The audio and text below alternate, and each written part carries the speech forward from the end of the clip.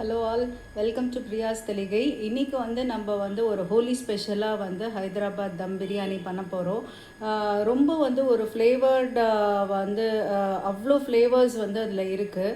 இது என்ன ஸ்பெஷாலிட்டி அப்படின்னாக்கா ஜாக் ஃப்ரூட் வச்சு ரா ஜாக் ஃப்ரூட் இருக்கு இல்லையா, அதை வச்சு நம்ம இன்றைக்கி ஒரு ரொம்ப ஒரு டிஃப்ரெண்ட்டாக இது வரைக்கும் நம்ம டேஸ்ட் பண்ணியிருக்க மாட்டோம். But Hyderabad side and north east சைட்லலாம் இந்த ரா ஜாக் ஃப்ரூட் ரொம்ப ஒரு இம்பார்ட்டண்ட்டான வெஜிடபிள் ஃபார் இந்த மாதிரி ஹோலி செலிப்ரேஷன்ஸ்க்கு ஒரு லைக் பெரிய ஒரு ஏதாவது ஒரு ஃபங்க்ஷன் இருக்குனாக்கா அதுக்கு பண்ணுறக்கூடிய ஒரு நல்ல இம்பார்ட்டண்ட்டான ஒரு டிஷ். இது ரொம்ப எக்ஸாட்டிக் டிஷ்ஷுன்னு சொல்லலாம் அது.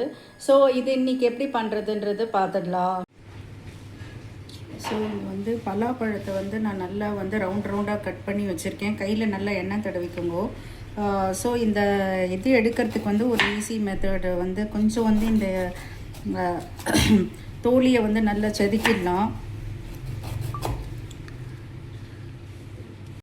ஸோ இந்த சென்டர் பார்ட்டை நம்ம கட் பண்ணிடலாம். கட் பண்ணிவிட்டு நல்ல ஒரு சின்ன சின்ன க்யூப்ஸாக இந்த மாதிரி சைஸில் இருக்கணும். ஸோ இந்த சைஸ் க்யூப்ஸில் இதை சங்க்ஸாக நான் இதெல்லாத்தையும் கட் பண்ணிவிட்டு உங்களுக்கு காமிக்கிறேன். ஸோ இங்கே இது எல்லாத்தையும் நான் கட் பண்ணி வச்சுருக்கேன். சின்ன சின்ன சங்க்ஸ் மாதிரி கட் பண்ணி வச்சுருக்கேன். கொஞ்சம் ஆயில் கையில் அப்ளை பண்ணிவிட்டு இதை கட் பண்ணணும், இல்லைனா கலர் கொஞ்சம் மாறிடும். ஸோ இதுக்கு ஃபஸ்ட்டு ஒரு 1 hour மேரினேட் பண்ண போகிறோம். இந்த மேரினேட் பண்ணுறதுக்கு நான் இங்கே ஒரு கொஞ்சம் 250 ml நான் கர்டு வச்சுருக்கேன் இங்கே. ஸோ நான் இன்றைக்கி ஒரு 4 பேருக்கு பண்ணுற அளவுக்கு காமிக்க போகிறேன். ஸோ கொஞ்சம் எக்ஸஸாக இருந்ததுன்னா கொஞ்சம் நீங்கள் எடுத்துக்கலாம். ஜஸ்ட் 1/4 லிட்டர் நம்மளுக்கு தயிர் வேணும். இதில் மற்ற ஸ்பைசஸ் எல்லாத்தையும் போட்டு நான் மேரினேட் பண்ண போகிறேன். ஸோ ஃபஸ்ட்டு இங்கே ஜிஞ்சர் கார்லிக் பேஸ்ட் கொஞ்சம் வச்சுருக்கேன்.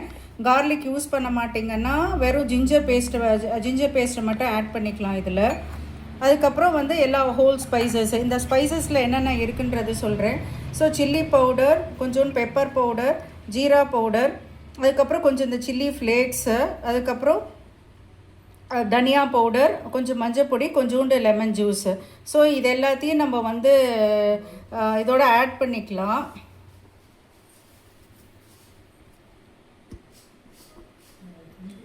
ஸோ இதுக்கு தேவையான அளவு சால்ட் நம்ம ஆட் பண்ண போகிறோம். ஸோ இப்போ ரைஸ் பண்ணும்போது நம்ம சால்ட் ஆட் பண்ணுவோம். ஸோ கொஞ்சமாக இதுக்கு சால்ட் ஆட் பண்ணிக்கலாம். அண்ட் ஒரு ஃபுல் லெமன் நம்ம இதுக்கு புழிஞ்சிக்கலாம். இதில்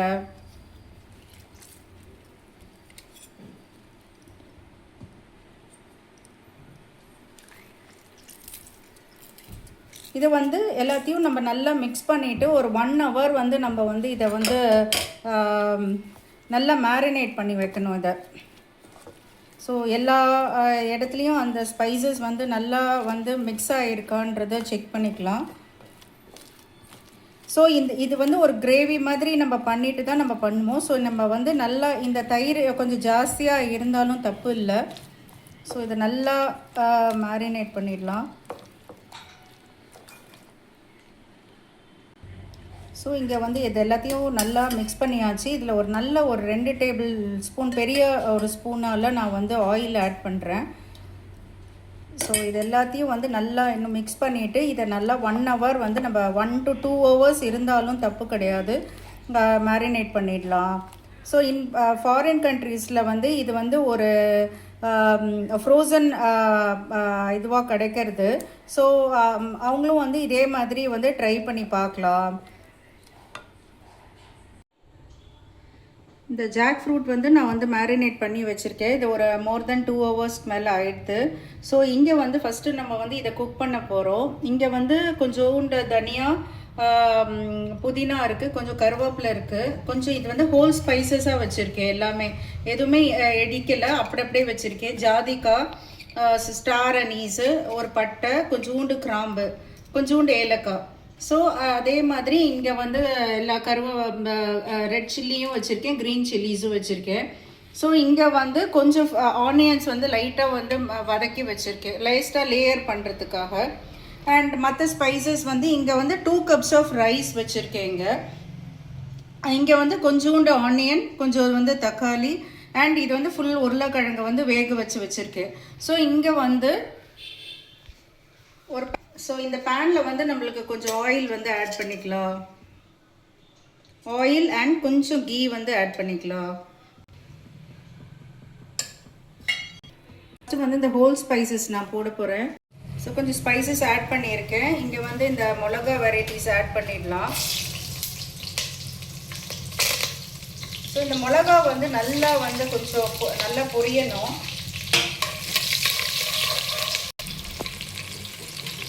ஸோ இது நல்லா கொஞ்சம் பொரிஞ்சிட்டு நம்ம வந்து இந்த ஆனியன்ஸும் ஆட் பண்ணிடலாம்.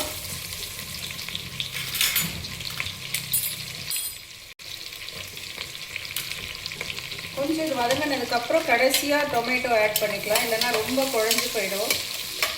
ஸோ இங்கே வந்து சைமல்டேனியஸாக இந்த ரைஸை வந்து கொஞ்சம் வாஷ் பண்ணி வச்சுருக்கேன். நான் இது வந்து தண்ணி கொதிச்சிருது. ஸோ வந்து இந்த இதில் வந்து கொஞ்சம் ஆயிலு, கொஞ்சோண்டு சால்ட் ஆட் பண்ணியிருக்கேன். இன்றைக்கி நான் எடுத்துருக்கிறது வந்து ஜீரக சம்பா அரிசி. ஸோ இது வந்து கொஞ்சம் நேரம் வந்து நல்லா ஒரு மோர் தென் 70% குக் ஆனால் போதும், ஃபுல்லாக குக் பண்ண வேண்டாம்.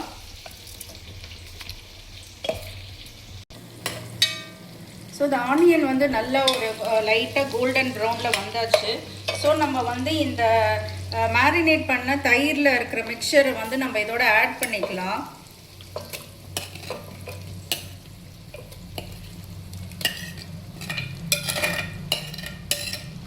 ஸோ இதில் வந்து கிட்டத்தட்ட ஒரு 2 டம்ளர் வந்து தண்ணி வந்து நம்ம ஆட் பண்ணிக்கலாம் இதோட.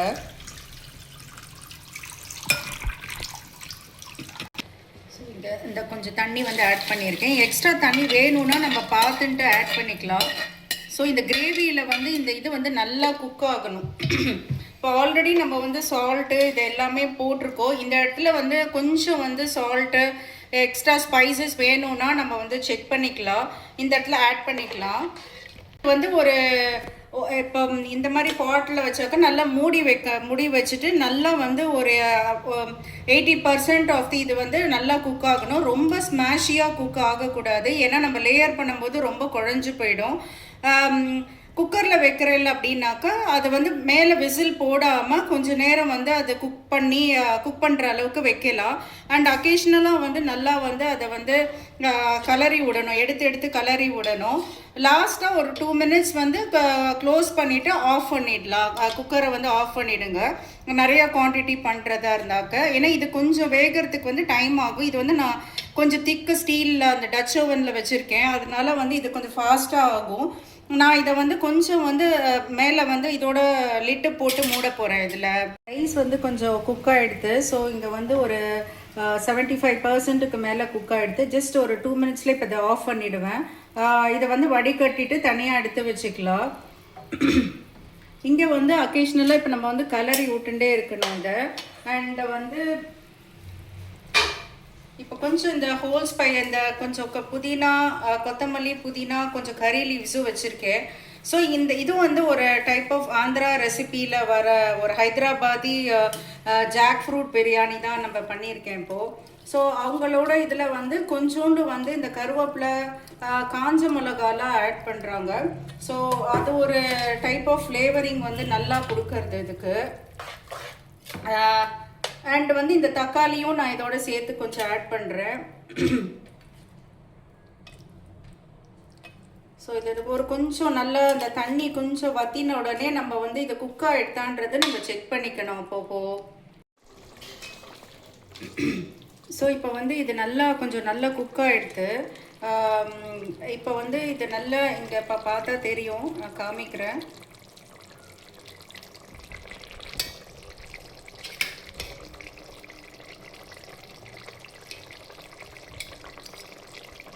ஜஸ்ட் ஒரு 2 minutes இப்போ இருந்தால் போதும். இதில் உருளைக்கிழங்கையும் நான் இதோட ஆட் பண்ணிடுறேன்.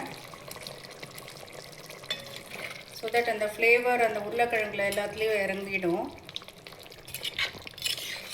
இங்கே கொஞ்சம் நம்மளுக்கு அந்த ஒரு கிரேவி கன்சிஸ்டன்சியில் இருக்குது. ஏன்னா நம்ம வந்து அரிசி வந்து இந்த ரைஸ் வந்து நம்ம ரொம்ப வந்து கொஞ்சம் 70% தான் வெந்திருக்கும். ஸோ இதில் போட்டு நம்ம அதை வைக்கிறம்போது அந்த தண்ணியில் வந்து இந்த ரைஸ் எல்லாம் இழுத்துட்டு கரெக்ட் கன்சிஸ்டன்சிக்கு வந்துக்கும். ஸோ இப்போ நான் வந்து இந்த ரைஸ் வந்து ஆட் பண்ண போகிறேன். இந்த 2 மெத்தடில் பண்ணலாம். ஒன்று வந்து தனித்தனியாக கொஞ்சம் வந்து எடுத்துட்டு லேயராக பண்ணலாம். நான் இன்றைக்கி பண்ணுறது வந்து ஃபுல்லாகவே அப்படியே இதுக்கு மேலே வந்து நான் கொஞ்சம் ரைஸை வந்து எடுத்து இது பண்ண போகிறேன்.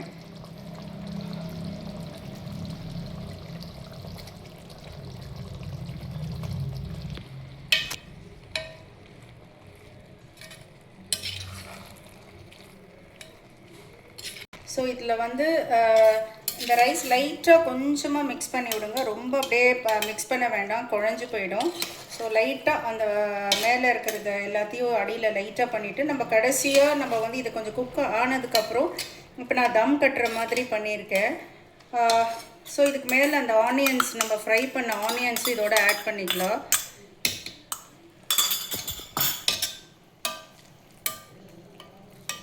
கொஞ்சோண்டு ஆல்ரெடி ஆயில் இருக்குது. லைட்டாக மேலே வந்து அடி பிடிக்காமல் இருக்கிறதுக்காக 1 டேபிள் ஸ்பூன் நெய் விட போகிறேன் இதில். இது வந்து கொஞ்சம் ரொம்ப லோ ஃப்ளேமில் வந்து வச்சுட்டு நம்ம வந்து திரும்ப மேலே வந்து தம் பண்ண போகிறோம். லைக் மேலே நான் நல்லா மூடியை வச்சிட போகிறேன். ஸோ நல்ல ஸ்லோ ஃப்ளேம். இல்லைன்னா இங்கே இப்போ வேறு பாத்திரத்தில் வைக்கிறீங்கன்னா ஏதாவது தோசைக்கல் மேலே வச்சுட்டு நல்ல வெயிட்டான ஒரு இதை வந்து நம்ம இதோட ஆட் பண்ணிக்கலாம். மூடி வச்சிடணும். ஸோ அந்த காற்று போகாத மாதிரி நல்லா அது ஒரு 10 மினிட்ஸ் வந்து அந்த தம் கட்டினதில் இருக்கும். இந்த ரைஸ் வந்து பர்ஃபெக்டாக குக் ஆகிடும். ஸோ இந்த ரைஸ் வந்து நல்லா அப்படியே குக் ஆகிடுது.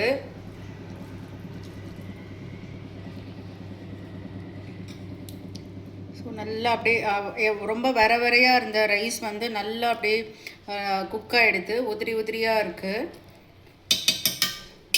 ஸோ இதை வந்து இந்த தம் வந்து எப்போ சர்வ் பண்ணுறீங்களோ அந்த டைமில் வந்து தம் உடைச்சிக்கலாம்.